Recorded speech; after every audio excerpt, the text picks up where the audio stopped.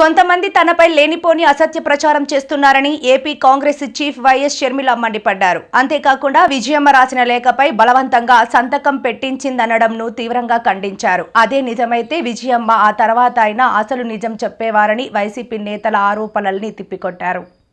ఏ కష్టం వచ్చినా ఆ కష్టంలో నేను ఉన్నాను అని నిలబడిన దాఖలాలు లేవు.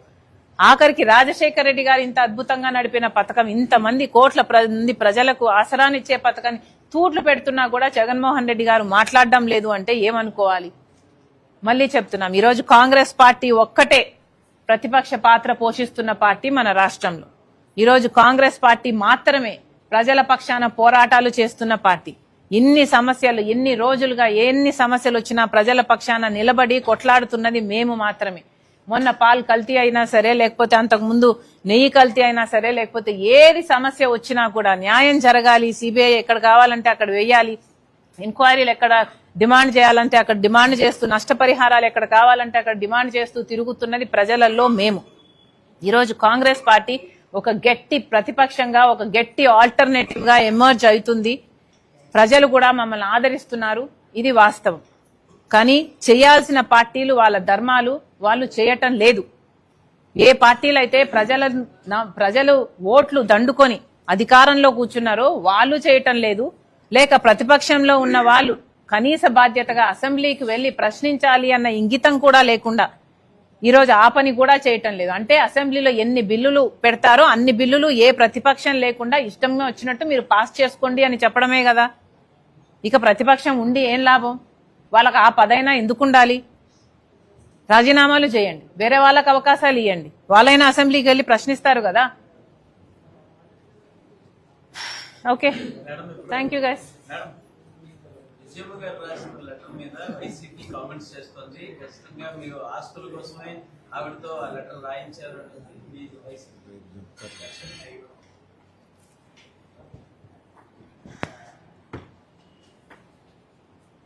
ఆస్తులు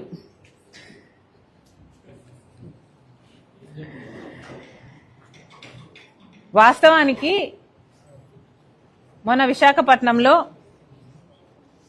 నేను ఎయిర్పోర్ట్లో మీడియాతో మాట్లాడుతూ ఆస్తుల టాపిక్ రానే లేదు, ఆస్తుల గురించి నేను మాట్లాడనే లేదు. కానీ నా ప్రెస్ మీట్ తర్వాత ఆస్తులు ఆస్తులు అని పదే పదే మాట్లాడింది వైసీపీ నాయకులు. వాళ్ళ ఉద్దేశంలో ఒకే అబద్ధాన్ని పదే పదే 100 సార్లు చెప్తే దాన్నే నిజమని అనిపించవచ్చు అన్నది వాళ్ళ ప్రయత్నం కావచ్చు. కానీ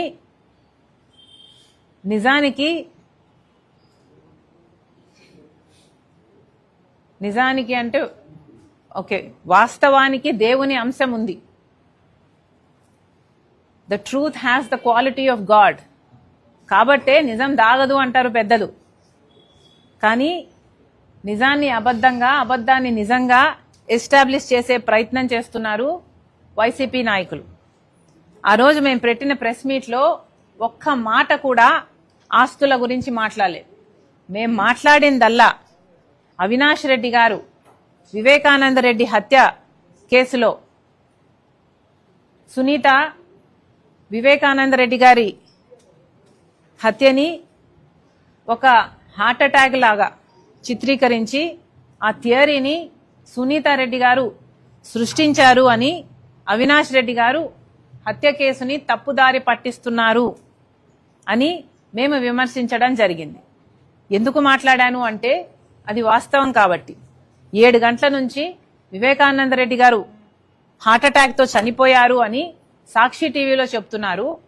7 గంటల నుంచి అక్కడ లోకల్ గా ఉన్నది అవినాష్ రెడ్డి గారు, అక్కడ లోకల్ గా ఉన్నది సాక్షి టీవీ వాళ్ళు హార్ట్ అటాక్ అని చెప్తుంటే ఎక్కడో సునీత హైదరాబాద్ లో ఇంకా బయలుదేరనే లేదు, సునీత సృష్టించింది అని అవినాష్ రెడ్డి మాట్లాడితే ప్రెస్ మీట్ లో ఇది అవాస్తవము అని చెప్పడం జరిగింది.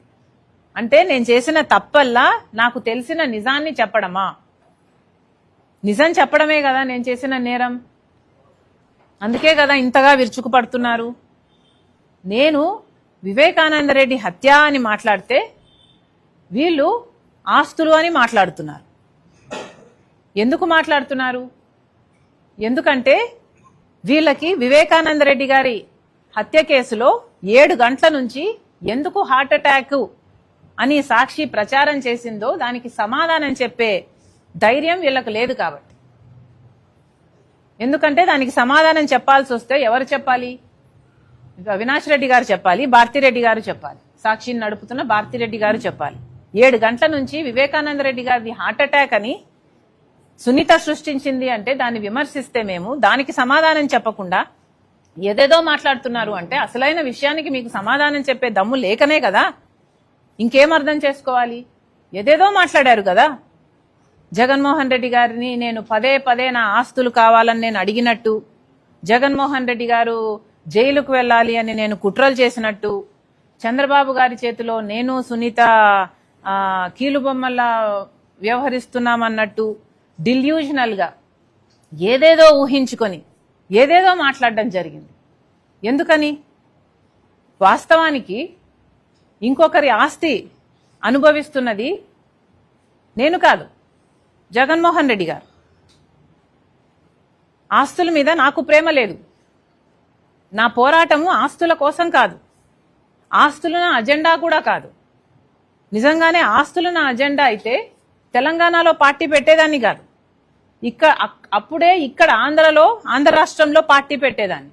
ఆస్తులే నా అజెండా అయితే జగన్మోహన్ రెడ్డి గారు నేను సైన్ చేసుకున్న MOU పేపర్ని ఇన్ని సంవత్సరాలుగా ఇప్పటికీ కూడా బయట పెట్టకుండా, కోర్టులో ఒక కేసు వేయకుండా అది నా చేతిలో మాత్రమే పెట్టుకొని కూర్చునేదాన్ని కాదు. ఇప్పుడు కూడా ఆ MOU బయటకు వచ్చింది అంటే ఎందుకు వచ్చింది? ఎందుకంటే జగన్మోహన్ రెడ్డి గారు సరస్వతి షేర్లు మళ్ళీ వెనక్కి కావాలని అమ్మ మీద కేసేస్తూ ఆ కేసు పరంగా MOUను ఆయన సబ్మిట్ చేశాడు కోర్టులో. కాబట్టి MOU ఈరోజు పబ్లిక్ డొమైన్ లో ఉంది. కానీ నా చేతిలో ఉండి కూడా MOU నేను కోర్టుకు వెళ్ళలేదు. ఆస్తులే నా అజెండా అయితే నేను ఎప్పుడో కోర్టుకు వెళ్లేదాన్ని. అది కాదు నా అజెండా.